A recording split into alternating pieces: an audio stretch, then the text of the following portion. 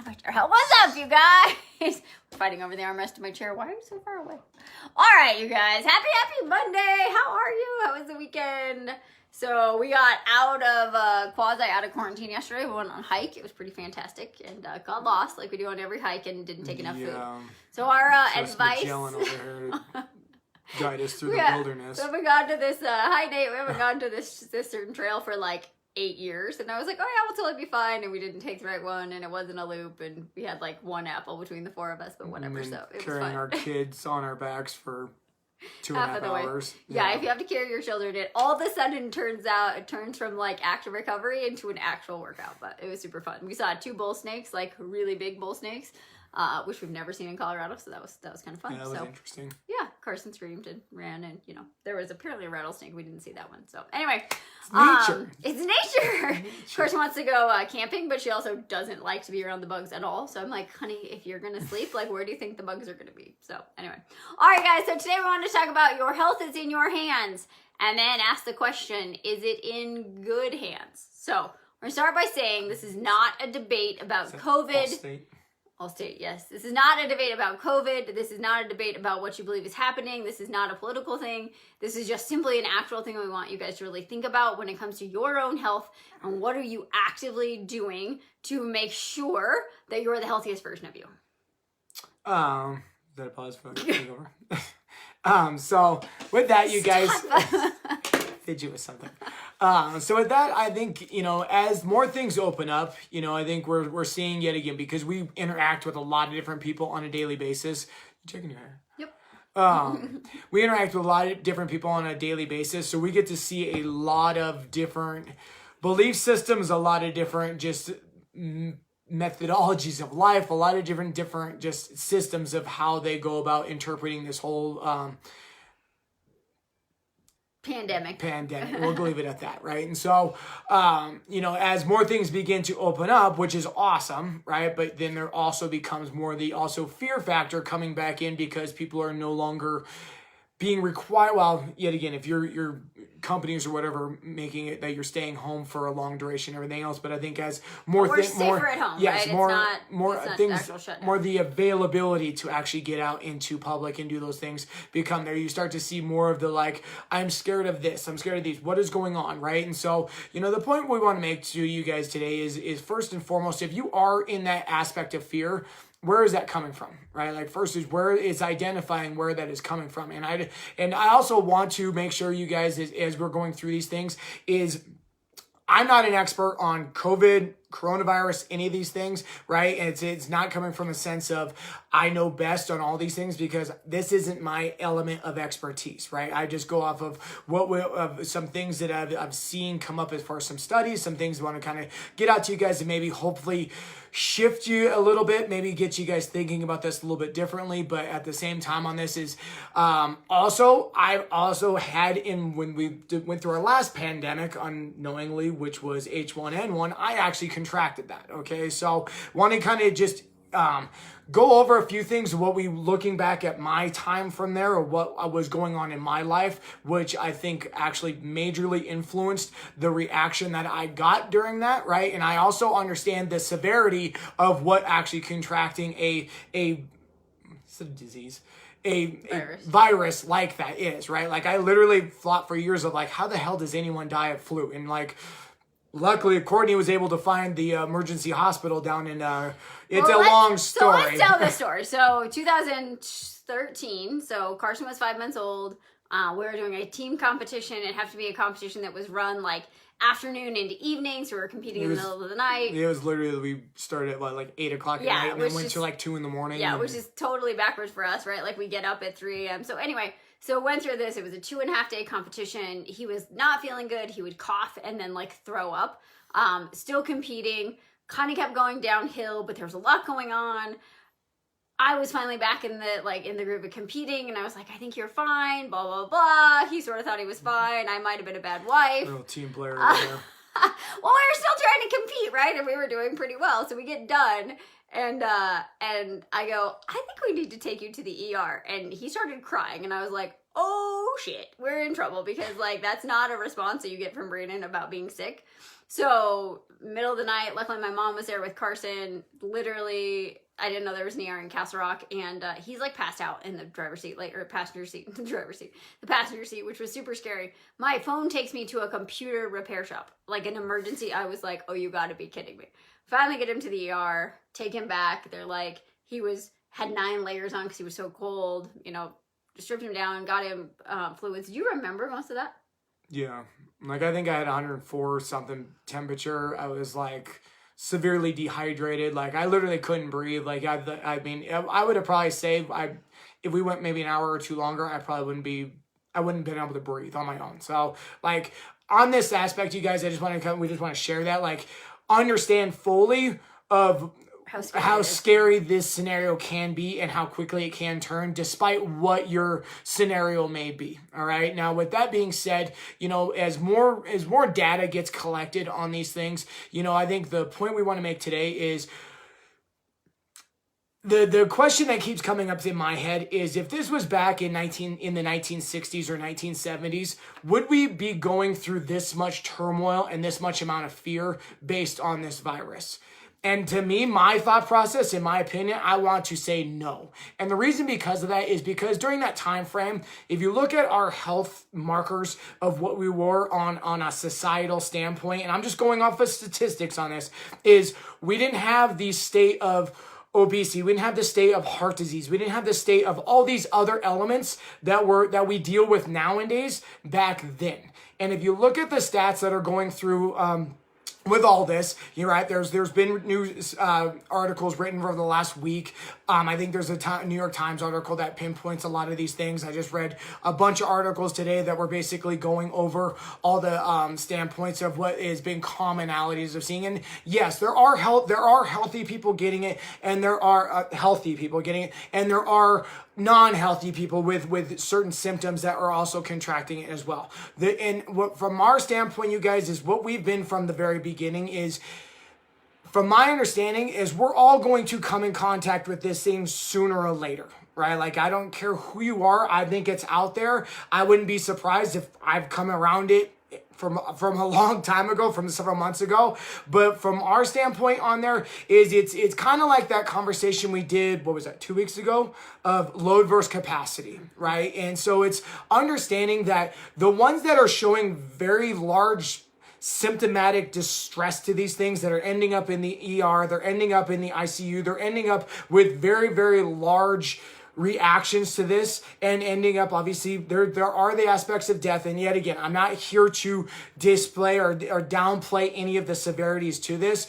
Our aspect on this, you guys, is what's happening on this is because we're seeing a lot of this played also in our realm, in the neck of the woods, right? In the health and wellness industry. Like, right, let's get your immune system. Let's get all these things. Let's do all these. And yes, is that important? Absolutely, right? But what is also, the way we also see that is kind of the same thing we see with our clients that come in the door. It's like, hey, I got this thing going on. Well, I'm just going to do more on top of that that's going to fix it, right? And like, our stance on there, you guys, and the whole point of what we've been trying to discuss over the last, 56 episodes, is understanding that everything that we do stacks on top of the other. Okay, now what's happening, and from what we can see, and from what we can see as a description of load versus capacity, is all these things that we do, that's your load that you continue stacking up throughout your day, right? Like, we all have pre-symptomatic things, right? Like, we discussed that on, if you have an ailment of, you have, you know, a torn rotator cuff, you have all those things. That's what we refer to that as when we're dealing with different ailments of pain. Now, when we're talking about, obviously, you functioning on your health and wellness standpoint, whether that be you were, you know, born with certain genetic predisposition, right? Predisposition to certain things, right? Like, maybe you do have an aspect of genetic predisposition to weight gain, or maybe you have thyroid functions, or maybe you have heart disease function, maybe you have type 1 diabetes, right? But 9 out of 10 diseases that we deal with from America are all lifestyle diseases, okay? So I want to make sure that's important. Like, 9 out of 10 of those are lifestyle diseases, all right? And that's why we feel it's so vastly important for what we do and and what we coach on is all the 90% of the disease that's riddling. I can't talk for you, but that's riddling our country and putting in just such despair is effective by lifestyle choices of what we can choose to do with on our day-to-day standpoint. And so what we're seeing there is the statistics that are coming out is actually being able to correspond and show that those that are highly more affected by COVID, coronavirus, all these things are in a much more high exposed bracket is if you do have already those Really?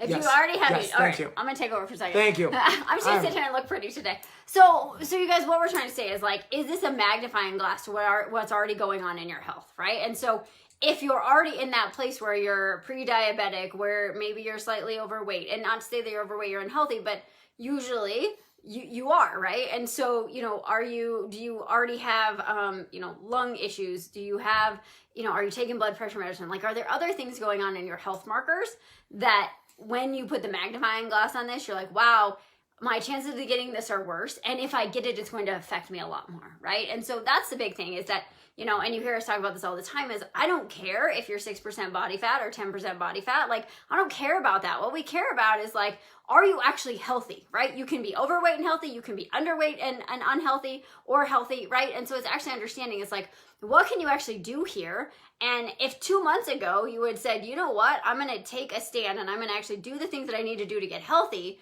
you would have a lot less fear right now, I'm sorry, my phone's gonna die, than you did before, right? Because if you know that you're not super healthy, it's probably a little bit scarier, right? And I'm not saying we think we're invincible. Like, obviously Brandon got the swine flu, but when this came out, we're like, well, we do most of the things to keep ourselves healthy. So if we get it, which we might, it's probably not going to take us out, right? It's not going to kill us. It like, maybe we're not going to feel great, but it's not going to take us down, right? Like long term. And so that's really the big thing is like, what are you doing every day, right? And it's super simple, you guys. We're not saying you have to have the perfect paleo diet. You got to track your macros and you got to work out 4 times a day. And no, like, are you sleeping? Are you giving your body nourished foods? Are you taking supplements that actually like fill the gaps in your nutrition? Are you moving every day? Like, I don't care, go on a walk. Are you hydrated? Like, all of that stuff is a big deal. And we were talking yesterday about Brandon getting H1N1. I was like, he was really fit, but he probably wasn't very healthy, right? So Carson was 5 months old. The first 5 months of her life, he taught the 5:15 class at the gym every single day because I was up all night breastfeeding, and it was like not humanly possible to do that. So he needs sleep, and he would not go to sleep early enough to get up and do that every day. So he was underslept, he was overtrained, he was probably like nourished, but he was probably living on too much caffeine, probably wasn't hydrated, but just the lack of sleep and lack of ability to recover made his load versus capacity go to that level, right? And when that happened, like, we were all in a competition together, we were sharing weights, all that, none of us got sick, right? And so when you look at that, you're like, where is your load? Where is your capacity? If you didn't watch that video, go back and watch it. Yeah. But think about what can you do every single day, right? Can you just start start tonight by getting a little more sleep, by doing some meditation, by drinking some more water, by eating some healthy food, eating a variety of fruits and vegetables, right? Like, that stuff is going to greatly impact what's going to happen if and when you come in contact with this virus. And this is probably exactly what we said 56 episodes ago, but now we're 2.5 months or 2 months into this, and we can see these things are actually now true. There's actual data that is supporting this. Right. I mean, like, it's terrible of all the cases and everything else. Like, we're not trying to make light of any of it, right? And like, we still need to be like, yet again, we're not on the corner of like, this is all a farce, like, walk down the street without all the things. Like, no, be smart, be intelligent, right? Like, do your social distancing. If you're required to wear a mask, right? Like, be smart, do those things, but at the same time, look at your case and look at you as your own self, right? Like, yes, if you have already these markers that are showing you're not in an ideal state and not in an ideal health and wellness standpoint, statistically, you are at a higher risk for experiencing the far left side of what you could experience of this, right? Like, yet again, like, to me, there's kids still get this thing, but why are they not having the problems that adults are having, right? It's because they don't have as much stacked onto themselves all day long, right? Like, yet again, for me, I was a good case of that. I was doing all the nutrition, I was doing all these things, but sooner or later, if my capacity is here and I'm stacking all this other crap on there and I just throw one more little thing on there, I don't care who you are. If this is my capacity and my load exceeds that, I'm going to end up with problems, right? Like you can trace that back to anything that happens in our lives, whether that's your relationships, whether that's an injury, whether that's your virus, whatever it may be. If your capacity can't handle the load you're placing on it, you're going to have problems. So instead of looking at these things and what we've been talking about over the last month and a half through all these episodes is really looking at things from a much broader perspective and understanding that you have the power to affect these things, right? Like if you're praying and sitting in your house and just hoping that these things don't come to you, you don't know that, right? Like that's something that's out of your control, right? But what you can control is what you do on a day-to-day basis and what your actions are to help get you into a better frame, right? Like yet again, we understand there's much more underlying to these things, right? Like it's much more like you need to quit smoking, you need to quit drinking, you need to, there's reasons why you're doing those things. And maybe it's time for you to really look back and see why you're doing those things and how they're affecting not only your current state of your health, but potentially what could be knocking at your door if you're unaware of it. Yeah, and I think the thing to really realize, you guys, is like, it doesn't take 6 weeks. It doesn't take 90 days. Like, it literally, if you start moving the needle in the right direction, doing shifts, which is what we talk about, right? Like, start drinking more water today. I'm going to tell you guys, I had not been very good at drinking water. And last week I was like, okay, I'm going to start my day. I'm going to drink 36 ounces. I'm going to get a gallon a day. Just that one little thing, I feel a million times better. And I know that, right? Like sometimes you probably all know this, right? So you just need that reminder and the decision that you should start moving forward, right? And I'm like, wow, I just started drinking more water. I feel better, right? And so your cells are continuously like remaking themselves, right? So if you do the things, you meditate, you look at the stories, you slow down for a little bit, you get some healthy food, you drink some water, you get some sleep, within 7 days, you're going to feel pretty significantly different, right? Take some time, slow down, do all the stuff. It does not take 6 weeks, 90 days, right? Like, are you going to be like a completely different person in a week? No, but you're going to start to feel that. So just understand that this doesn't have to be this like, yeah, but I'm over here and I need to get to like way over here. That's going to take too long, right? Like every single step, every single day is a decision and it's a choice. If you need help with this stuff, we are here to support you. We have some self-led programs you can do. You can work with us one-to-one. You can come to our gym, like whatever, like we've got online stuff. So if you need support, if you need help and you're like, okay, I know I'm ready, but I don't exactly know what I should do, just reach out, you guys. We've got stuff that we can help you with. We want to help you guys. We want to see everybody healthy. We want the country to open. We want to go back to some semblance of normal life. I want my kids to be able to play soccer. I want my gym to be open. So like, let us help you. So as a community, as a collective, we can start to get healthy and we can stay healthy. Good. Boom. All right, you guys. Hope you're having an awesome Monday. And I'm excited because the nail salon is open. So I got my nails done. That's been the hardest thing for me in the last 8 weeks. So love you guys. Appreciate you. We'll see you tomorrow.